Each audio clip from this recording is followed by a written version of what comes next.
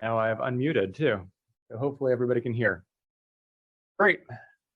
So I'll kick off this session right here. We'll be talking about the bioinformatics workflows here at UK and specifically in the genomics lab, some of the offerings from the clinical side of things and the research side of things. This isn't working. There we go. Before we get too far into things, I just want to put up this slide to acknowledge all of the collaborations that we have and all of the many people who have contributed their time and effort and resources to make this work possible, both here at UK as well as the various consortia that are listed here.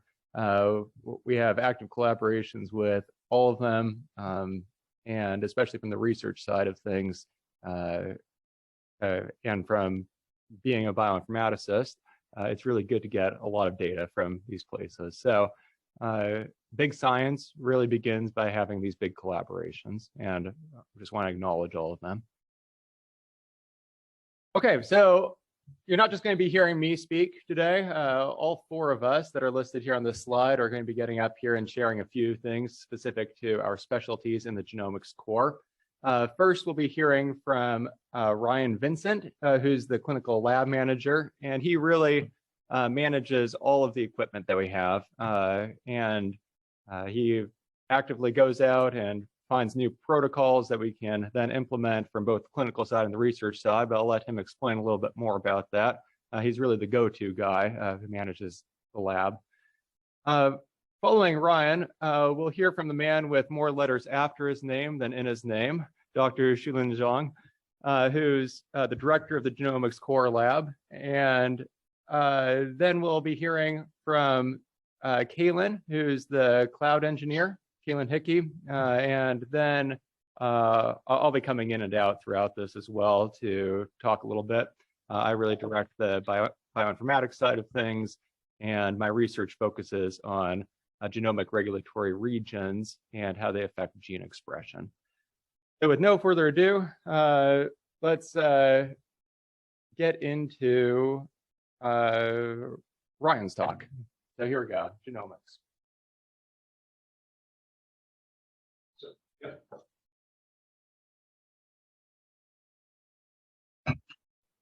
Morning, everybody. As Justin mentioned, I am the clinical lab manager for UK Healthcare in our genomics section. I wanted to get up here mostly to give you all a short background on DNA sequencing and sort of where the data that we're going to be discussing is coming from, because there's a lot of it and only soon to be much more data. So I'm going to be going through this very quickly because I'm not trying to train you all to be molecular biologists. Every single one of these slides I could probably spend an hour on, so there's going to be some simplifications. So in 1869, DNA was first discovered and isolated. For almost 100 years after that, we really didn't know what it did, what it was for.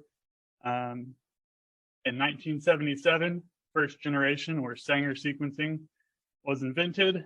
6 years after that, PCR was invented, which is fundamental to our whole field, and especially the automation of molecular biology.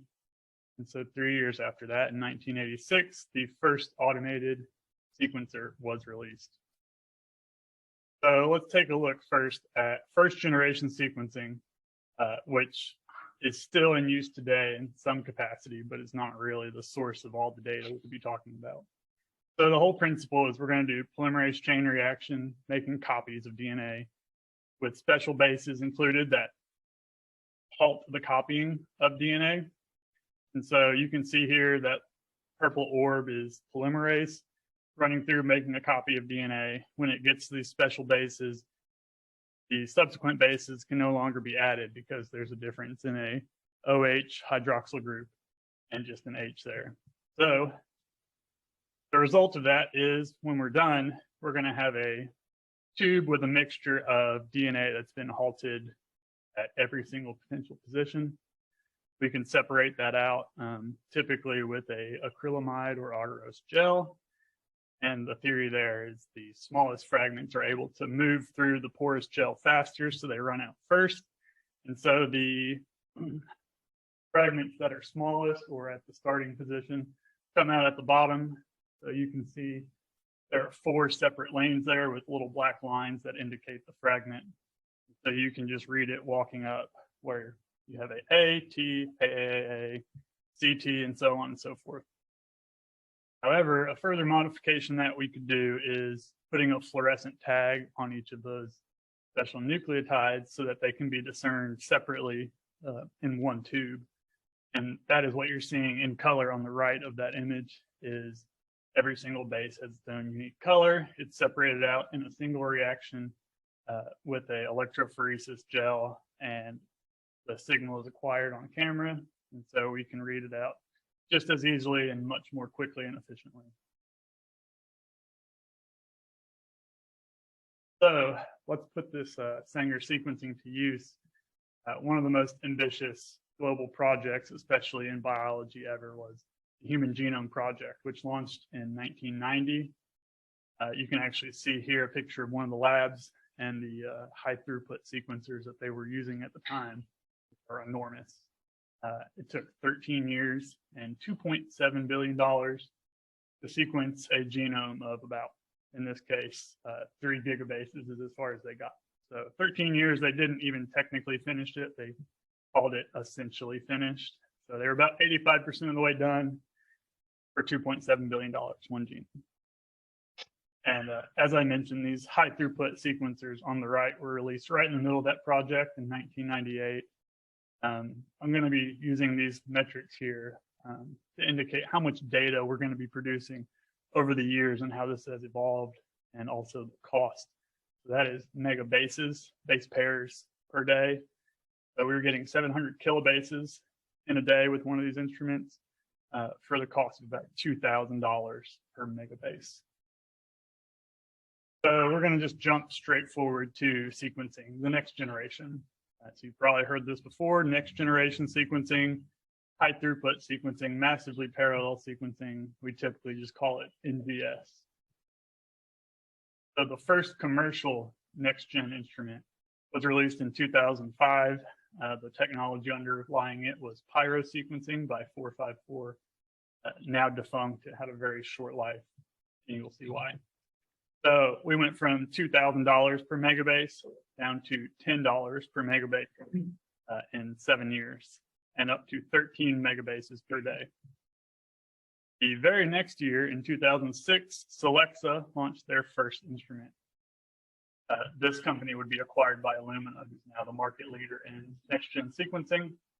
Their stated goal was a $100,000 genome in 3 months, which was very ambitious at the time. They never did accomplish either of those, time or the price, but still a very respectable jump to $1.50 per megabase and 600 megabases per day. And 4 years later, Illumina released maybe their most popular line of sequencers, the HiSeq 2000. We got down to 10 cents per megabase. So we started in 1998 at $2,000 per megabase. Now we're at 10 cents. And 25,000 megabases per day was the potential. And 2 human genomes could be sequenced in a week instead of 13 years. So understandably, by 2016, Illumina instruments were responsible for more than 90% of all of the global DNA sequence data.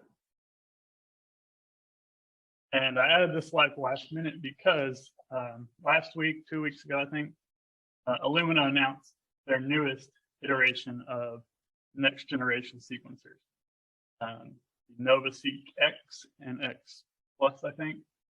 With a advertised potential price of a fraction of a penny per megabase. With a potential data output of 8 terabases per day. Every single flow cell, which you see on the right, has those 8 planes, have 104 billion individual parallel reads happening. So those enormous sequencers you saw, honestly, they're about the same size as this NovaSeq. Could do 96 parallel reads in separate reactions, and this can do 104 billion parallel sequence. And we can now accomplish 64 human genomes in less than 2 days. So this chart here, I think, is handy to kind of simplify it. We have Moore's law there, the kind of prediction that the cost of a given technology should decrease by about 50%. And also the capacity should double every 2 years. And next generation sequencing has definitely well outpaced Moore's law here. So showing both of those previous measures that I was using side by side, you can see the cost on the brown line going from $2,000 per megabase down to $0.002, and the potential daily output going from 0.7 megabases to 8 million megabases per day in just over 20 years. So what exactly is Illumina's technology here? It's called sequencing by synthesis. Here's another iteration of one of their flow cells here, another 8-lane flow cell. What you're seeing is a glass slide with microfluidics channels within it. What you'll do is take your DNA, fragment it down to a very small size, and add these little adapter sequences on the end. Those adapter sequences are going to allow you to immobilize DNA inside of these microfluidics. So you can see here, there's a lawn of DNA sequences on the actual flow cell substrate. Here comes our DNA fragment with the purple and blue adapters on each end. It's going to be complementary to one of those on the flow cell, and we're going to amplify it. Oh, forward, excuse me.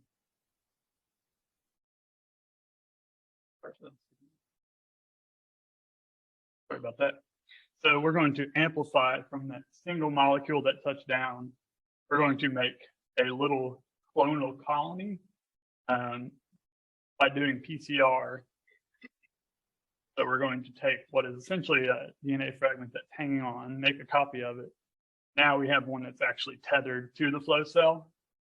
The two different adapter sequences are going to be utilized here, where the DNA is going to bend over, find its other complement, and another round of amplification will occur. And now we're going to have two tethered molecules on this glass microfluidic slide. And it's going to keep doing that for a few times to create this little colony, which is really just there to boost the signal whenever we do start sequencing. And understand that this is happening billions of times across this flow cell. Like I said earlier on the NovaSeq, 104 billion times. And eventually when we do sequence, we're going to use that same style of terminator bases that are fluorescently tagged. And we're going to be using only those. So we add them in, and only one base is added at a time, in theory. We're going to image that fluorescent signal, go in and chemically deblock that base so another one can be added, rinse and repeat over and over again. So most of these measures I've been using and talking about are referencing sequencing the human genome. And it's obviously really important. It's the starting block for all of molecular biology. We need that reference to begin with. But overwhelmingly, we're not doing DNA sequencing outside of the clinical setting. Of course, we need to do DNA sequencing looking for potential variants people might have. But the most popular experiment type is RNA sequencing. And I will show you why. So here's just a plot of the kind of founding publications for these methodologies and the number of citations that reference them. And you can see there's 100 or so different methodologies listed here, of which RNA is obviously the biggest. So RNA sequencing is often referred to as transcriptomics. And the principle is that, referencing the central dogma of biology, DNA encodes for RNA, which encodes for protein. So every single messenger RNA in a cell is reflecting a protein that is about to be created. And the cell has regulation methods in place to turn off those production lines, start those production lines, And figuring out why that's happening and also when it's happening is central to a lot of biology and a lot of chemistry, pharmaceuticals, figuring out what is going on in the cell. So every single sequencing read when you're doing RNA-seq can serve to both identify the messenger RNA and correlate it to the gene being turned on. And in this case, we're going to use it as a count. So we've seen this RNA once. We've seen it twice. We've seen it 25 times in a different sample. And the most popular type of experiment is called differential expression, where you'll have one model that is just a standard control, other models that are treatments, and you will compare the upregulation or downregulation of certain genes to see what's being turned on, what's being turned off.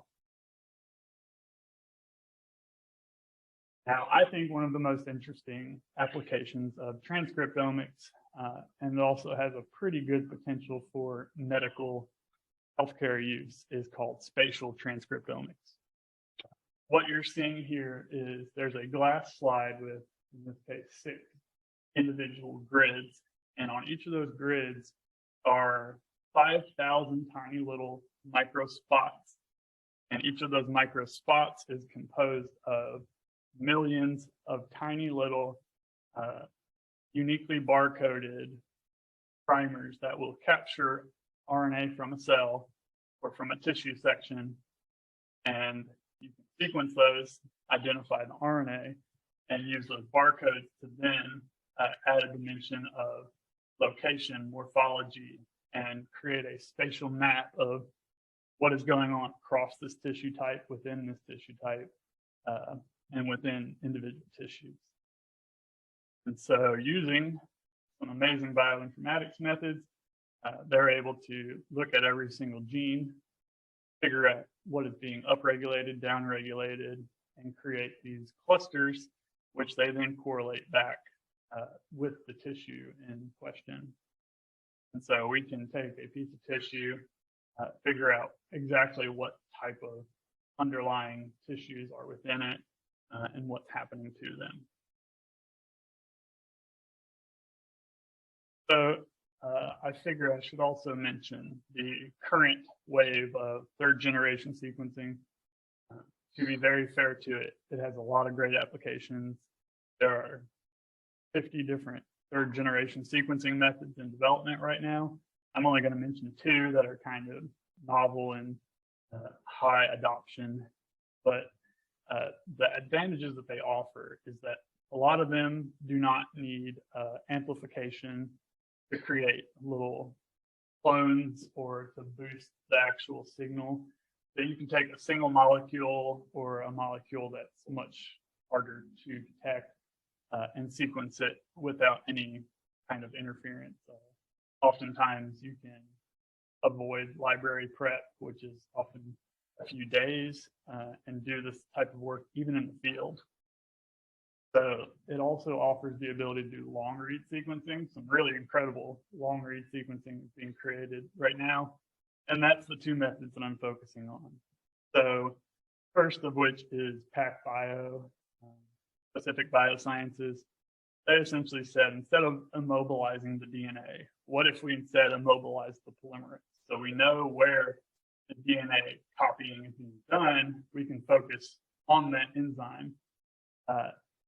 With this technology, which you can see in the very top image there, there's a tiny micro well with a polymerase enzyme mounted to the bottom of the well and a DNA strand being fed through it.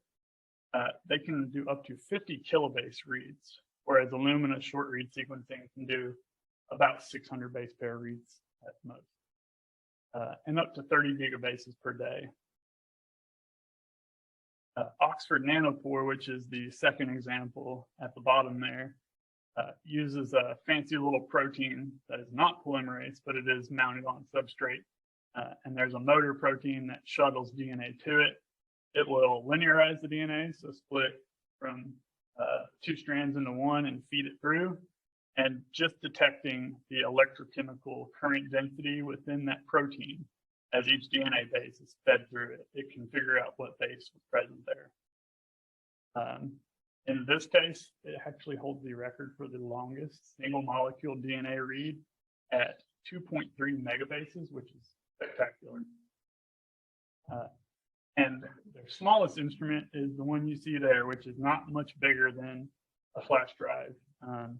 It actually also holds the record for the first DNA sequencing done in space on the International Space Station. Pretty impressive technology. You can run it off a smartphone even, which is how people are doing sequencing in the field. So without further ado, I will now hand it over to Dr. Shulin Zhang for the clinical side of DNA sequencing. Thanks, Ryan. Well, I think that you guys are now much more excited because so many data is generated. I'm going to pour water on that part because in a clinical setting, you have millions of base pair sequenced and thousands of variants generated. But on clinical report, you only need one. That's the best, and few. If you report 10 more variants, that pretty much your report, nobody is going to look at it. So I'm going to talk about the downstream of the data after the data generated after VCF, how a VCF turn into a clinical report. In a research setting, it will be, I think, relatively straightforward. That you have a control, you have a subject group, and you do a subtraction. What the difference is, that really something you are going to focus on. Unfortunately, in the clinical diagnostic setting, patient does not look at textbook to develop their disease, so that you can say, hey, this patient have that disease just because textbook says so. And on the other end, in the sequencing world, patient does not look at the human reference sequence to have their own sequence. So in that way, we have lots of challenge on that, but how do we interpret the finding? And also the patient come to a clinical, it's really one patient, a maximum of one family, rather than just 1,000 patients all together, they are all identical. So that's not a story in clinical setting. So how turn into a variant calling file, VCF, into a clinical report? So I'm not sure whether the size of the font it's big enough for you to see, but what you can see here is really start with VCF generation, and we need to visualize it, see how those changes reflecting the real change. And so all kind of technology, they're just getting better on the fidelity, high fidelity reading, but in reality, there are lots of errors there. So something that we need to pay attention to. And also variant prioritization, like for each exome sequence, you have thousands of variants generated. How are we going to prioritize it? Because it's impossible for us to review it manually. So we need to prioritize it so that the most likely pathogenic changes won't be missed. And then after we prioritize the variants, we need to classify it, and we call it different basket or different bins. That how this variant is a pathogenic, likely pathogenic, benign, so that you have the priority to really look at those really clinically important part. And clinical interpretation. So after you prioritize, after you classify that, and you need to combine with the patient clinical scenario. See, if a variant classified as a pathogenic change, but it's different for when the patient have a family history of recessive disease, you have heterozygous pathogenic, or we'll find by other conditions that the same pathogenic change, they have different meaning in clinical settings. So you need to decide how it's going to report that.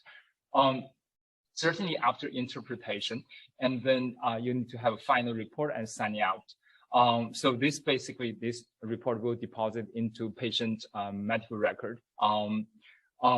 Afterwards, in the ideal setting that we are not doing in our institution, it's really we need to upload those data, patient data into public database so that your colleagues, community can share the information, especially in genomic setting that most of the variants we call private variants because that's really rare.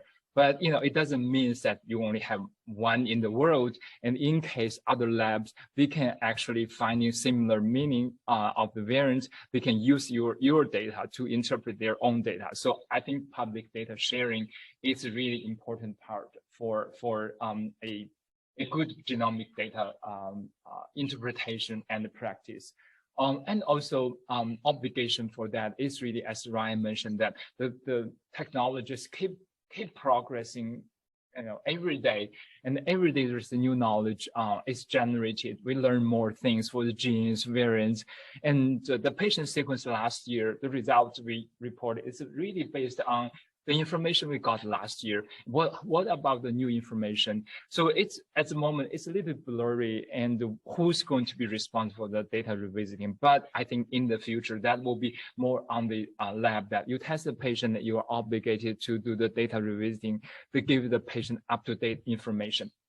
So all those processes, I just try to, because this is really AI-based medicine.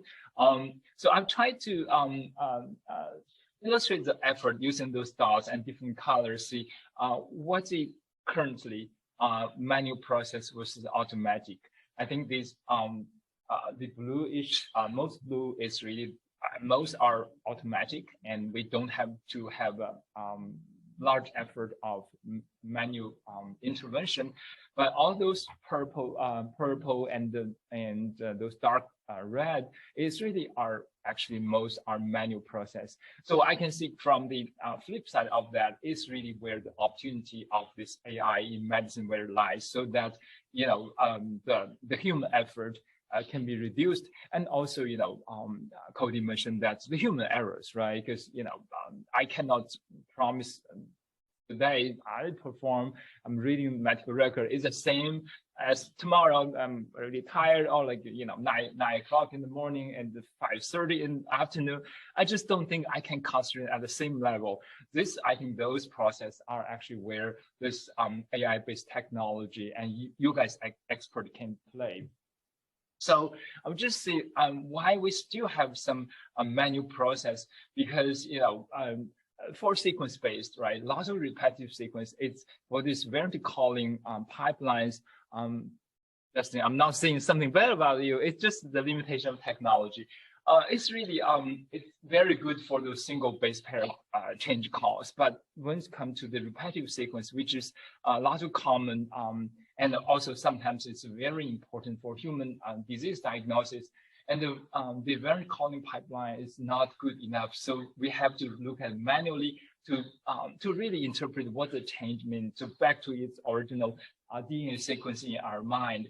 And also we need a DNA variant ranking process, because it's on one side it's a huge number of variants generated. I'll show you example in the next couple of slides. Thousands of variants generated, but we only need couple variants being on patient medical record, because those are the most important part and most useful for the diagnosis. So we need a ranking process. So at the moment, this ranking process is really, I would say, half and half, because I was, asking question to Cody is really, we need to manually go to the medical record and to find those patients called HPO terms, basically it's a coded phenotype.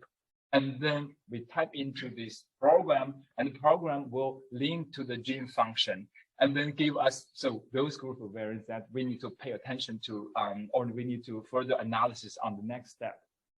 So, and also even after we run the variants themselves does not make clinical sense. So we need to have a clinical picture integrated into this ranking, so that a variant can be classified, and what this variant means, and what type of change, and to what the clinical implication is. So the variant need to be classified, and then classified variants need to put into the patient a bigger picture, and so that we call interpretation, meaning that example is, so if you find a how do I say, a important gene like a BRCA1, BRCA2, right? This breast cancer susceptibility gene, a pathogenic variant, right? It is different. You find it in a patient with like 5 years old development delay versus this patient has family history of breast cancer or ovarian cancer. So this is really part that how you make your genomic finding make sense of clinical sense, so that the clinicians really know how to going to act on the genomic information you find. So in terms of variant classification, it was pretty wild west before. So about 5-10 years ago, and American College of Medical Genetics come with a guideline. Meaning guideline is really this is something we want to follow, recommend to follow, because I would say even now there's a lot of subjectivity there, and sometimes you just get the feeling of it, and so it's not 100% to the guideline. But guideline provide a very good framework for what type of evidence we need to collect so that we can properly classify a variant. So the guideline itself, including several data points like population data, computational prediction data, functional data, familial separation data, whether the patient inherited or de novo, and allele data, meaning that on the same chromosome with other non-allele or same chromosome or opposite chromosome of a allele. So that's really information to get together. So at the moment, there are like 28 scoring points to classify. And the ultimate goal, it is really any variant we'll put into this 5 basket, the benign, likely benign, we call the variant of unknown significance, likely pathogenic and pathogenic. So the general rule of thumb is really put this benign and likely benign, likely pathogenic very strict, so that we do not have to reclassify those information in the future, because otherwise that will cause confusion, frustration for the patients and physicians. So at the moment, unfortunately, vast majority of the variants we obtained by sequencing are actually belong to in the middle. Basically, I know this is change. Unfortunately, I don't know what does mean clinically. And also different, different scoring point. We will have different weights, and we classify this. So at the moment, a company, we provide the called AI-based classification. So clinically, we use it, but we use it only as an indication, because constantly I found the classification, they tend to over-classify, meaning that like if it's a variant of unknown significance, they tend to classify as likely pathogenic.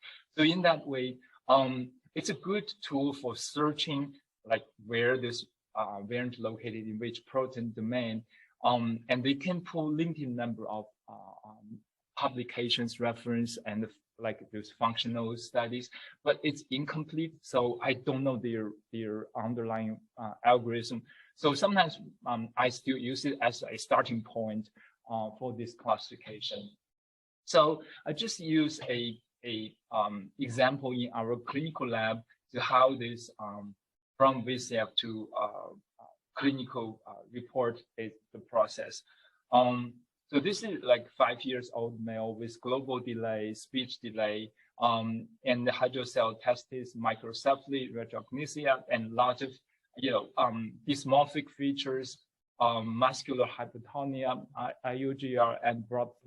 So this, unfortunately, we all manually grabbed from the clinical notes, right? I will show you that because in the lab organizational structure, we have a variant scientist, and their main goal is really reading the clinical notes and try to make those information available for the next step of ranking.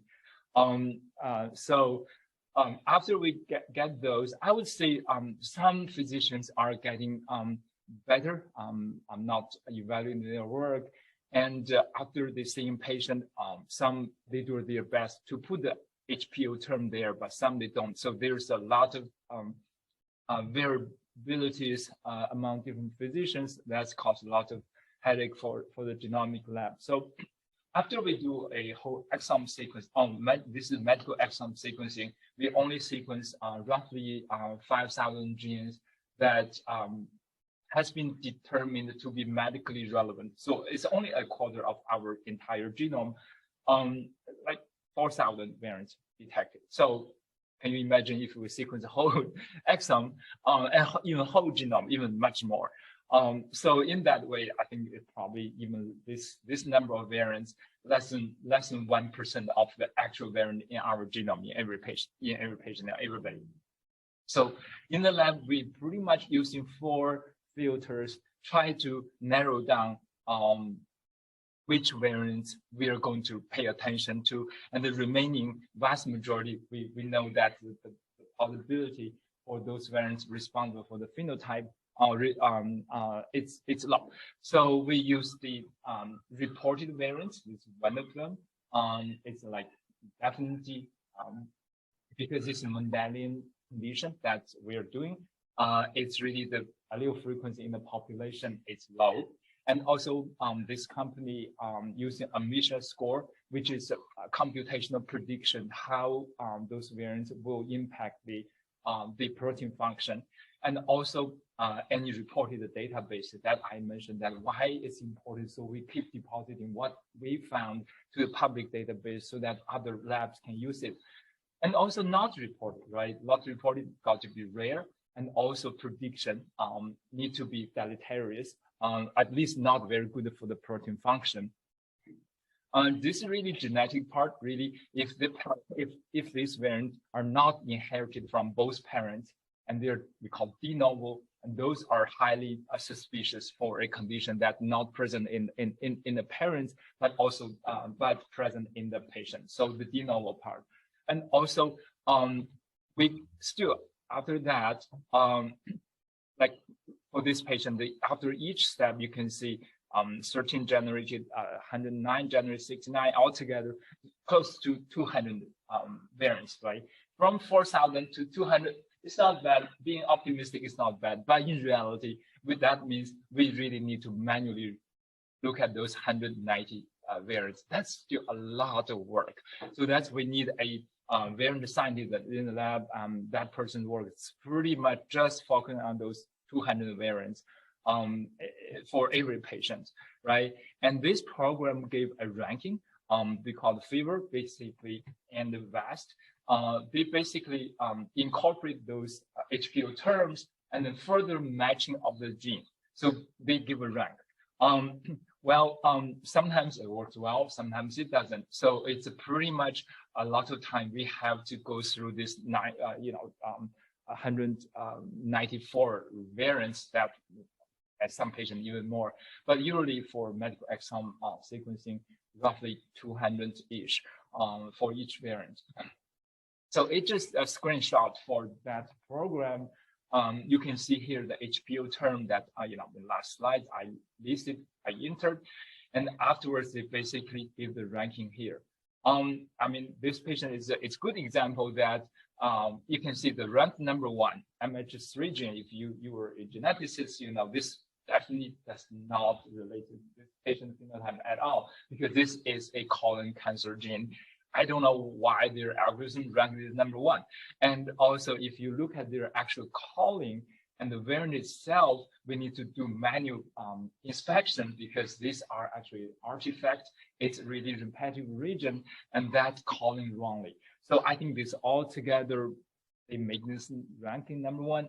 I have no clue. So basically, in this field, like 200 variants, we're almost like treading in a field that we do not know what's in front of us. Really, it's like you're walking the landmine. You don't want to miss anything. You don't want to just just step on the mine as well. So it is really challenging, I would say, and good enough that even also the other gene ranked number 1. This is EP300 gene. Is really fits this clinical for Rubinstein type B syndrome diagnosis. We got it right away. So I think that's it's lucky that we only report review like couple of variants. We got even there's still couple of variants that basically compared to the last diagnosis, it's still waste your time. You're not really focusing on this something important, but we are happy for that. So, and this program also report like absence of heterozygosity. Basically, 2 chromosomes they have identical change. They report it out, and sometimes could suggesting a imprinting disorders, recessive conditions, etc. So that's information we like to know. So I think this really a lucky story that, even it's like 200 ish variants listed, we do not have to go through individuals. But, in reality, currently the exome diagnosis rate is about 30%. So that means 60 to 70% of patients in clinical setting, we have to go through this 200 variants one by one. Even there's, some algorithm there, but still a lot of them are actually manual process. So that's pretty much a clinical process. It is, for your expertise, it's definitely not ideal, but I'm sure there's definitely lots of opportunities for you, your expertise coming into play. So this really just acknowledgement for, the lab, the variants are generated by Ryan's team. Definitely heavily rely on them. And also, even those 4,000 variants are not viewed manually. So I need to thank Justin's team here. And also one specific person I want to say thanks is really Dr. Catherine Sears, who's our curation scientist. And this profession does not exist probably 10 years ago. It's a great new profession, pretty much focusing on those kind of 200 variants that in a manual process, how to, getting the clinical information and rank those and classify those. So it is just became a indispensable part of this care team. Thank you very much for your attention.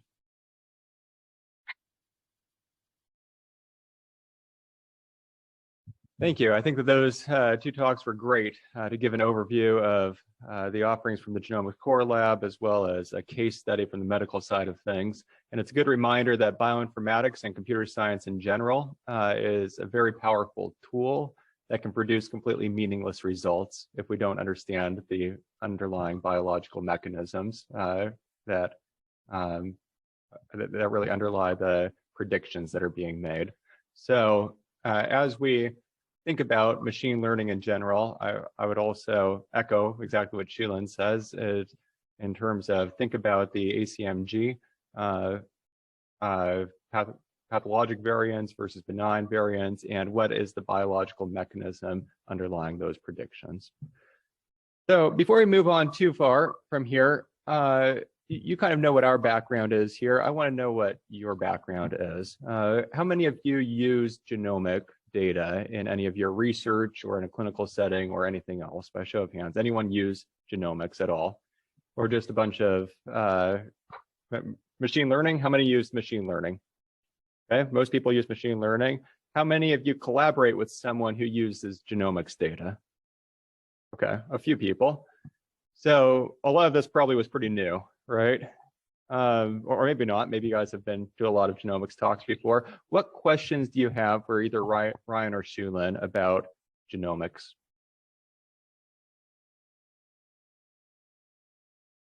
Yeah. So how long do we need to read this 200 variants? I'm sorry.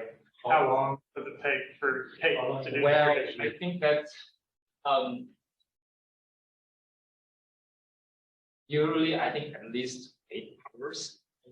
8 hours, and that's her time and plus my time, because really we want the information to be double checked. Basically, for me, it's much faster, but really for her as a first reviewer, it's usually take much longer. Basically, what you did is ranking this variants. Rank it, and that's only one step, and then you need to match the clinical finding. Basically, even as I mentioned that if variant ranked very high and patient does not have that phenotype, basically you're basically something wrong in between. You need to tell the physician. Even I think this will be, but I don't think that's explanation for the current phenotype. So it is really to the communication step in that way. It's worth noting, every time we do an exome, we have a list of genes that we have to review, no matter what their clinical indication is, as mandated by ACMG, for some very serious conditions where we are obligated to report them if we see anything in there. So every single time we have a patient, there's 2 separate workloads there. Yeah, so what Ryan's referring to there are secondary findings, and we actually just updated our secondary findings just a couple weeks ago, actually. So these things are continually updated. The latest version was 3.1, but they come out every just about every year or two, but usually about every year. So that was going back to what Shulin was saying of should we reanalyze these the genomic data that we have. And who's responsible for that, for reporting these additional secondary findings in the future. Cody. But we see a lot of times a lot of companies will advertise, say, we'll do your genome, we'll tell you where you came from, we'll tell you your risk score, and we'll tell you how to lose weight, and all these fantastic things.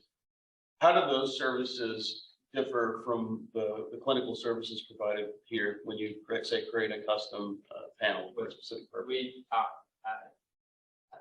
okay, at least like from my point, and also lots of like members of American College of Medical Genetics, we call that kind of genetic testing, we call it recreational. So you get whatever you get information, but I'm going to take it seriously.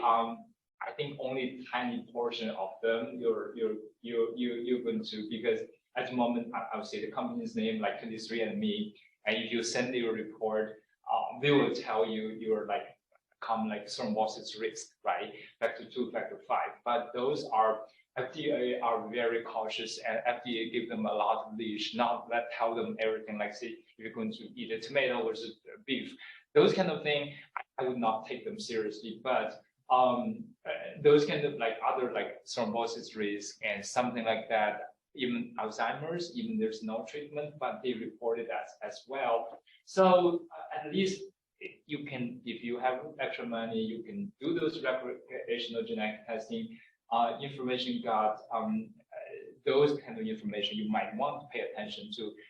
But the other part, I did see a couple weeks ago, I gave another talk. It's really about what's the impact of this recreational genetic testing on clinics. Because this group patient, they will go to their geneticist. I got this from 23andMe. I want to make an appointment, right? It's just like the impact of that needs to be considered as well, because really you're not going to go to a traditional medical route to seek medical attention. You're sometimes it's going to extra work. So there's also ethical issues where, at least in the clinical lab, if it's not something that we're planning on reporting, you can't do anything about it.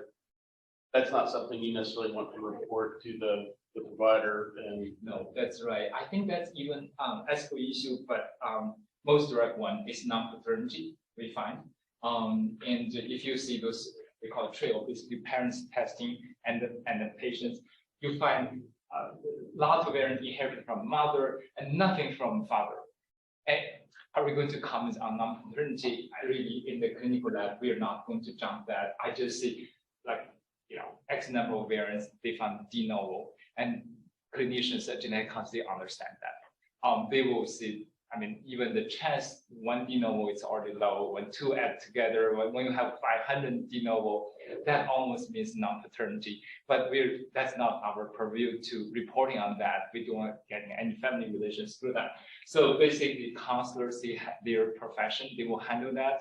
Pretty much they know, and they will handle that information. So I myself, at least on the conservative side, I try not jump into that. And also regarding the absence of heterozygosity, right? Basically, if your genome lots of homozygous region, basically that means your parents are related to each other. In that way, you can tell by calculating how many percentage of the genome are homozygous. You can tell the parents' relationship. As long as not legally bound to, I usually just report the percentage of homozygosity rather than telling your parents are cousins, your parents are whatever. I don't think it's lab responsibility. But if the parent, if this level come to, let's say, there is suspicion of incest, it is lab responsibility. At least communicate with the clinicians. Your clinician understood that. If you see the parents are 50% related, and you got 25% roughly homozygosity. They understand that, and there's I think cases reported from that course. So personally, they will put 1 or 2 per year into jail or kind of police investigation because this can be in the clinical setting. Good.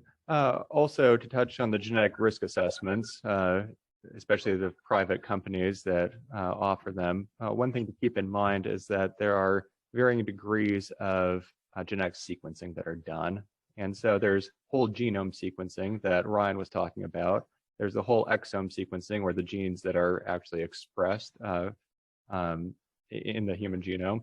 And then 23andMe and Ancestry DNA, they typically look at very specific genetic variants within those genes. And so the polygenic risk score is typically what's used to calculate the genetic risk, and that takes a lot of genetic variants that are each associated with disease, either increased risk or decreased risk of disease. And a lot of those genetic variants don't necessarily fall within a gene region. And they've, almost all of them don't fall within the region that's tested by 23andMe or Ancestry DNA. So what they do is that they impute the probability of the genetic variants occurring in that genome based off of the genetic information that was sequenced. And then they can call the genetic risk off of that. We've actually dabbled in polygenic risk scores. We recently published a paper called the Polygenic Risk Score Knowledge Base in Nature Communications Biology. And so this is something that we've actively looked at as well, is when you have that polygenic risk score by itself, it might not actually tell you anything unless you compare it to the general population, because depending on the disease, there might be a higher risk in the general population for that disease just on average. And so if you report back to a patient, oh, look, you have higher risk for this disease, how does that compare to everybody else, right? And that's something to keep in mind as well. And in terms of the accuracy of these recreational genetic tests, some of them are highly accurate, a lot of them aren't, and that's something to keep in mind. But we should keep on going, and we can have more of this discussion. Oh, yes. That, regarding the recreational testing, in pre-session, one audience asked, it's a privacy issue, right?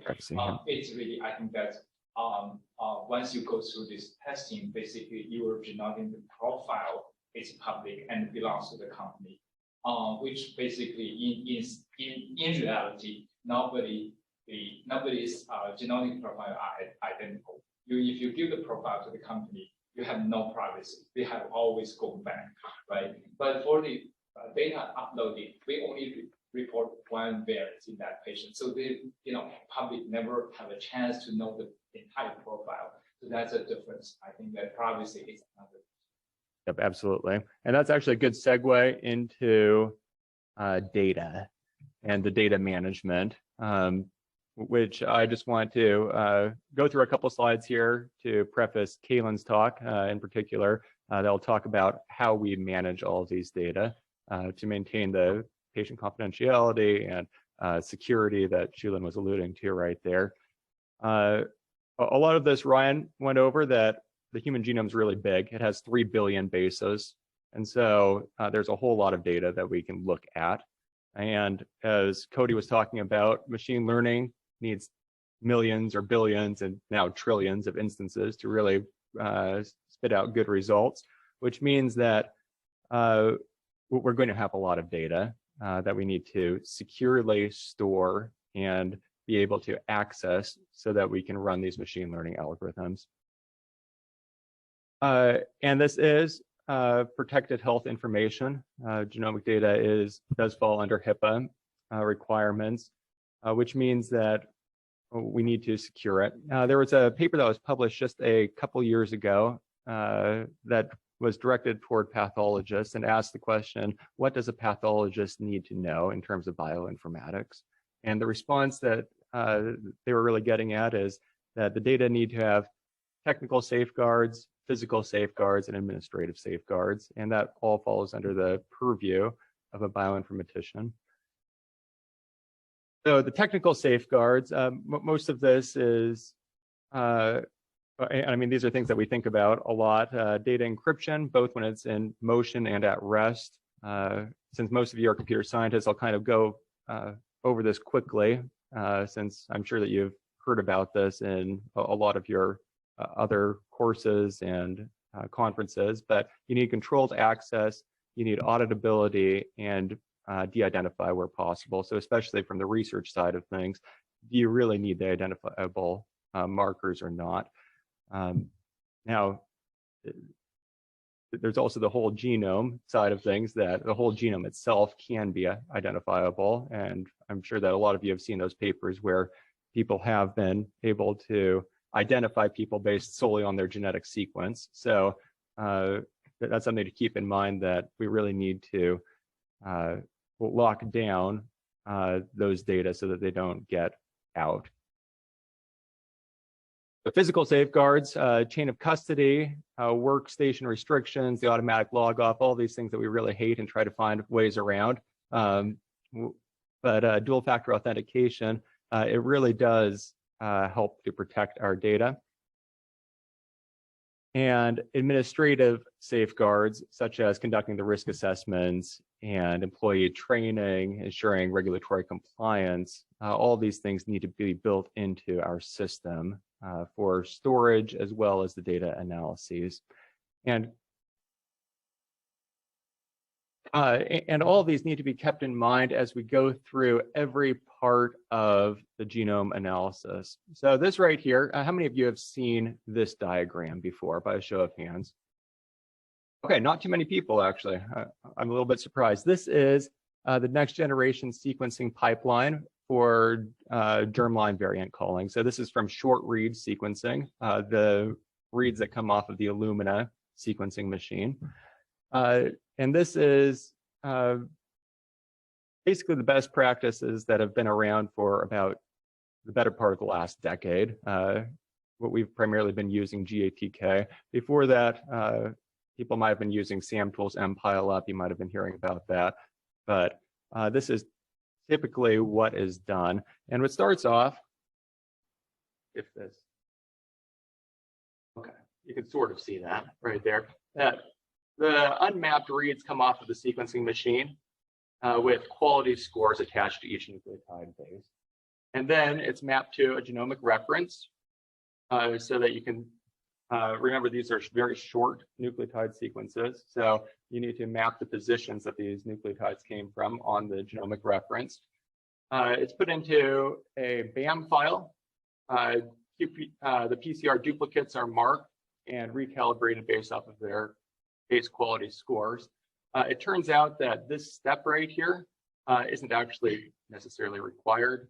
Some good work from Mark Ebert a few years back showed that you actually get the exact same results whether or not you mark duplicates, which is kind of an interesting thing. But to follow the best practices, they still recommend marking PCR duplicates and removing them. Then you have what are called your analysis-ready reads, which are able to be put into your variant caller.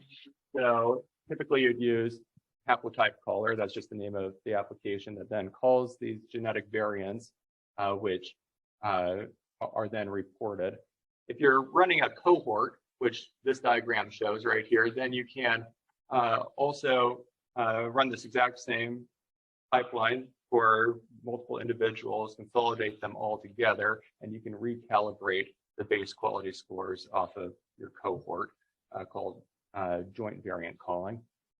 And so at the very end right there, maybe it doesn't go quite that far, you have a filter variant step with variant quality score recalibration.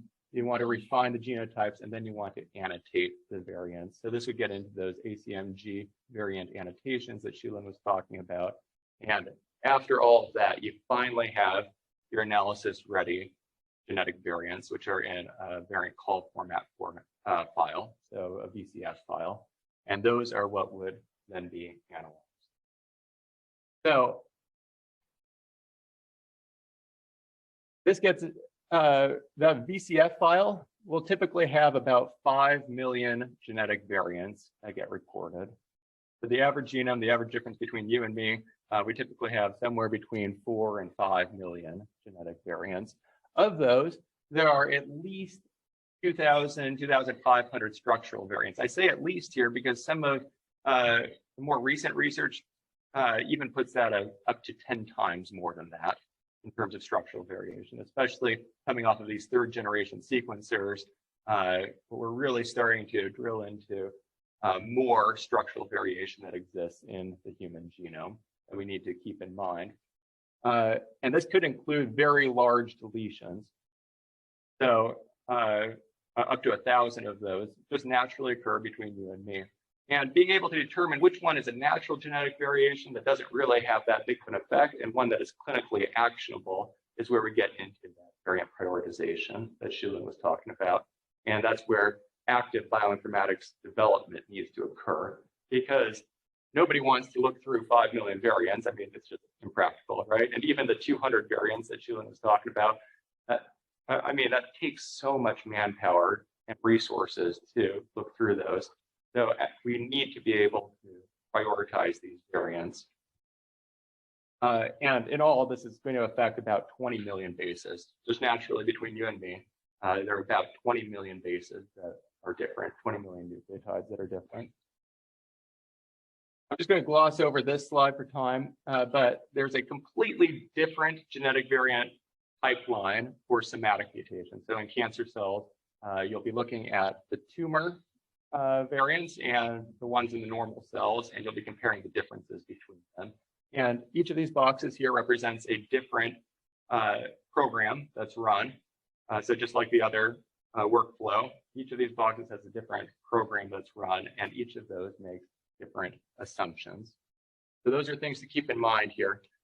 There are a lot of different assumptions that are made on these pipelines. There are a lot of different options and parameters that could be used. And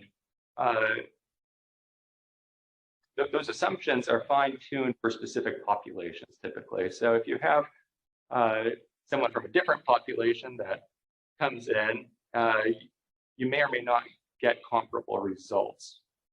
So that there are biases in these genetic algorithms. And there are also biases, especially from the copy number variants, that has its own pipeline that I didn't even show here. The accuracy from those pipelines may or may not be, I mean, it may be higher in a given population, it may be higher under specific parameters that are used. And those are things that we're actively developing and trying to figure out pipelines that would produce the best results. So with that, we'll get into Caylin talking about the cloud infrastructure here and how we can secure all these data and run all these pipelines.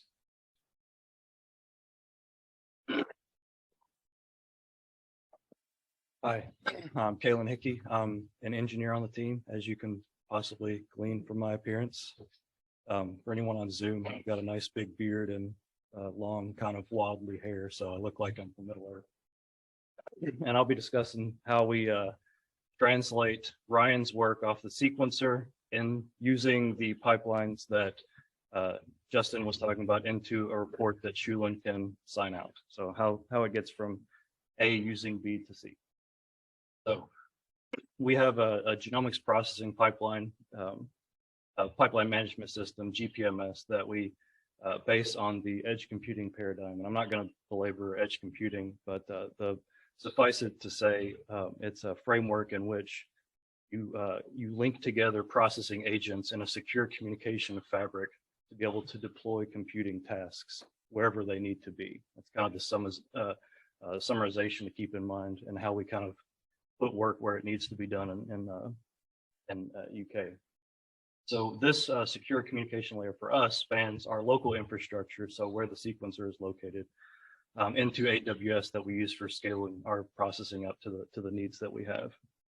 We use virtual machines in AWS, and an edge computing agent runs on these virtual machines to communicate with a central controller to delegate work out. So like I was saying, there's a central controller that acts as a state machine to understand what what is happening in the overall system. And unfortunately, I shouldn't have, this shouldn't be faded out because it's part of the edge computing connected fabric too. I messed up on the graphic, my apologies. But these pieces all together are connected in that computing fabric so that they can communicate securely at any point in time, no matter where they span, to push out work. These instances here, we use ephemerally as processing needs to be done. So they're not always active. Ryan puts a sequence on the sequencer. It comes up and says, all right, I've done work. The controller hears that work is done and then spins up another instance to work on the next step. So by using this connected fabric, we can deploy and spin up these instances as needed. This just kind of gives us a way to deploy work wherever it is available. And this is kind of important for some of the future endeavors that we're having at UK. We're looking at GPU accelerated pipelines that Justin will discuss, or likely discuss here in a minute. So being able to retether back to UK for those available resources or elsewhere is important to be able to flexibly put resources wherever they're needed. So an instance itself, sort of like what processing occurs on an edge device, quote unquote. We hash any data at any checkpoint step. So the first step would be to recreate the data and check that the validity is sound to make sure that we're working on the appropriate data. We then use Docker images for our application delivery. So this makes sure that once a pipeline is validated, that it can be repeatedly executed and we know that the same work is happening each time. So the input data is then processed through Docker, and then the output data, and then if any tertiary tasks need to be done on this data, and this may include uploading to a varied interpretation platform for Shulin to access later, or these kind of things, those would be performed after the data is analyzed at any given step, if any of these steps. Also copy number variant processing, any of these post steps that need to be done. Then once the output is, or once all the processing is done, the output is re-encapsulated into the same sort of checkpointed and hashed file system so that we know at the next step all the data is accurate. So we use other services from AWS to kind of help with these various operations. There's a specific image used to provision each of these instances, and really that's to establish that there's the edge computing agent on that system, and that it'll automatically connect to the processing environment so that it's ready to acquire tasks. And that way we don't have to keep checking and then installing software on that agent. We also use secure encrypted at rest buckets to store the checkpointed data in between each point. And these also have bucket policies to make sure that only either internal AWS resources or UK originating IP addresses can access the data at any given time, just to make sure that there's only the appropriate people being able to view it. You still need an AWS key, secret key pair to access the data, but this just makes sure that even beyond that, no one can. That same security is around the virtual private cloud that encapsulates all the processing environment in AWS. So the same policy of IP address or internal communication applies. We also have some shared reference libraries and scripts that are really read-only. So those got pushed off into just an elastic file system, but that's really like an NFS share. So anything that could be used to share that data. And then we store our genomics Docker images in AWS just in case we have any sort of proprietary need to share how the sauce is made. So there's these various pieces that we leverage in AWS, and what we got out of that was kind of the scalability.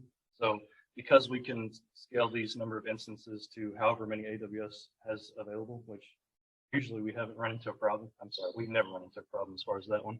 But it means that our processing throughput is really limited by our sequencing resources here. That means that we can bring up new sequences as needed without having to worry about it slowing down our turnaround. which is really important for clinical workflows. So we have 2 new NextSeqs that will be coming up for clinical operations pending validation. And those can be added at this side without really changing the rest of the landscape. So the scalability comes from both UK initiating data and as well as processing data.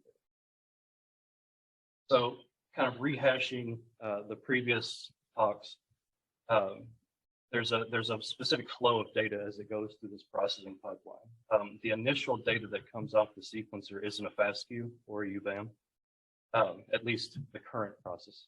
It is a binary base call file, which are really those fluorescent nucleotide images that Ryan talked about earlier.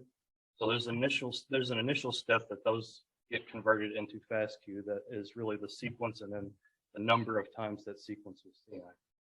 The quality score, the quality score. And that's surmised into the FASTQ file. That then goes through the rest of the pipeline that Justin described. And then there's also some quality controls that happen back at the flow cell level. So one sequencer run and then quality scores related to that sequence. And the reason I mention this is because the work fans out and then collapses based on these steps. So the runs that are run on a sequencer are multiplex. So that means there can be multiple samples being run on the same flow cell for different patients and different data. So each of these might have a different pipeline run on those. So for the first step, BCL to FASTQ, that can be run once for that flow cell.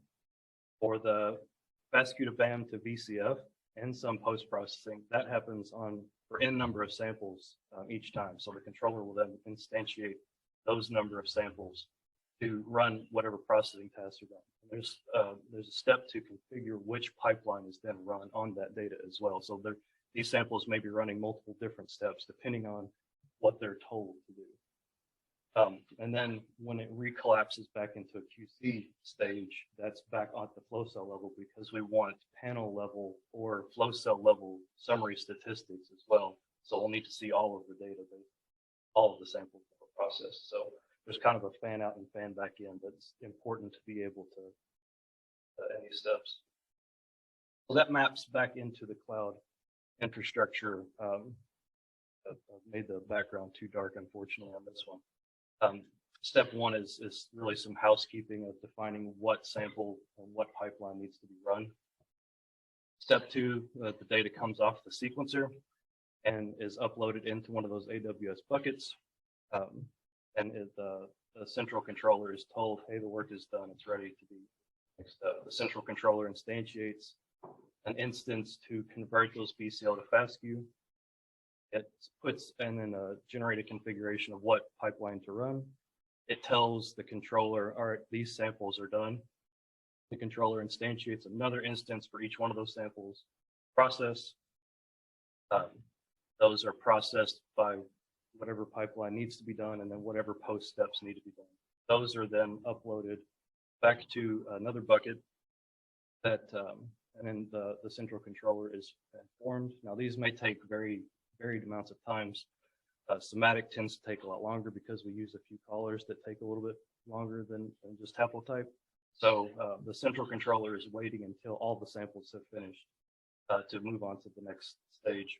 Once that's done, a post-processing step does QC and re-encapsulates the results package to bring back to UK. Once that's completed, the agent at UK is notified and it downloads the results. So this lets us efficiently process all of the data that exists without having to have someone sitting there watching and clicking a button. So all Ryan's team has to do is upload put the flow cell on the. I say this simply. It's not, there's a lot of library prep. I don't want to try to minimize Ryan's work by any means, but as far as it ties into this system, they just have to put the flow cell on the sequencer, put the sample sheet with the appropriate pipelines that need to be run, which we just describe as a panel code, and let it go. And then by the time the sequence is done and notifies Shulin via email, no one else has to touch it. That way, there's not a whole lot of hands getting mixed into the sauce. And we use all these the edge computing and AWS security protocols to kind of keep all of it encapsulated and all the patient data safe.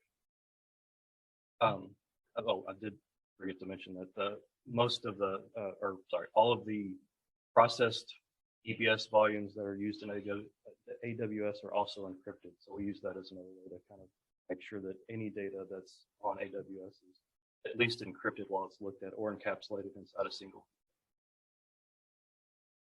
That's how we get from A to C using B. Good, thanks, Caylin. And I know that we've been a little long-winded right here, but there are a few things that we want to do moving forward to really improve these pipelines that I think are interesting. And so one of them has to do with the reference genome. So one of the assumptions that we had from those previous pipelines is that the reference genome was accurate, and that's not necessarily a good assumption. The reference genome that we use for clinical exome was actually released back in 2009. The whole genome sequencing, it uses a reference genome that was released back in 2013 that was significantly more accurate. But a lot of the pipelines are still built on HG19, and a lot of the cloud providers still support HG19 because that's where the clinical workflows are. This last year, there was a new, finally fully complete reference genome, CHM13. This is the first reference genome that goes telomere to telomere, start to finish. Every base is out there. You can actually call genetic variants from every base. And they're working now on what's called a pan-genome. And I just wanted to put this out here because this is the future right here. The pan-genome really is the future. Instead of having a single genome that we're aligning our reads to and calling variants against, we're now going toward a graph-based genome that can include multiple individuals, multiple populations that say, hey, look, this section of the genome is shared between everyone. It diverges here, it comes back together here, and you can really call variants at a population-specific order instead. So the human pan-genome was partially released this past year. The same people who created CHM13 are actively working on the pan-genome, and there's a huge potential for algorithmic design and development on the pan-genome right now.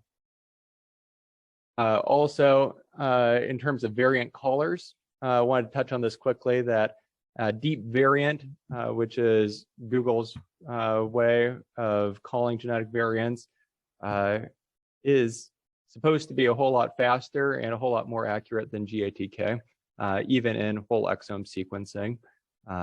They sequence a trio and then use Sanger sequencing to validate the variants that were called. And their main conclusion was, compared to GATK, deep variant had a shorter execution time and higher accuracy for clinical samples. So I just wanted to put this out here that even though GATK has kind of been the behemoth in the room for the past decade, there are other variant callers out there. Deep variant uses convolutional neural nets actually to look at those pile-ups of reads, and uses image classification to call the variants instead of the statistics that are used in GATK. So again, a lot of development right there. Deep learning in particular can have a big impact on variant calling in the future. And with that, I just want to leave that here, that we have a lot of different pipelines that are available in the genomics core. If you have genetics research that you're doing, whether from the clinical side or from the research side, we're available to help. And we have a lot of data that we're hoping to process and use in a research setting. Thank you.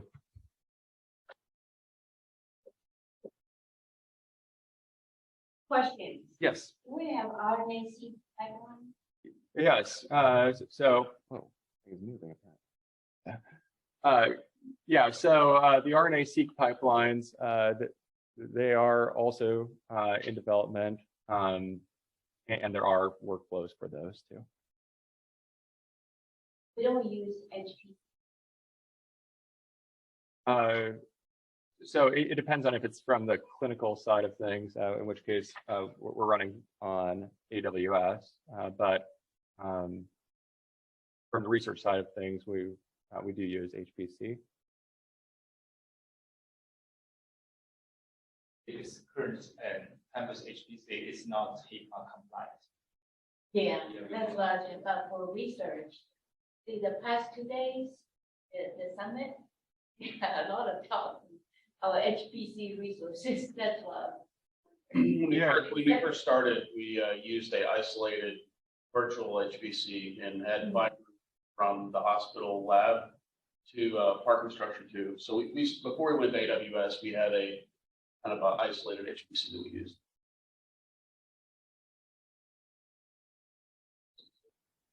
Oh, questions on Zoom, perhaps. Let's see. What does the manual process for making sense of 200 variants look like? Any efforts in automating it going on now? Good question. Well, I think that's the automation. Basically, what we're just using, I think I can see that company's name, genomics. So we pretty much type in the variant type, and it will spell out the classification. But as I mentioned, that the classification it tends to be overclassified.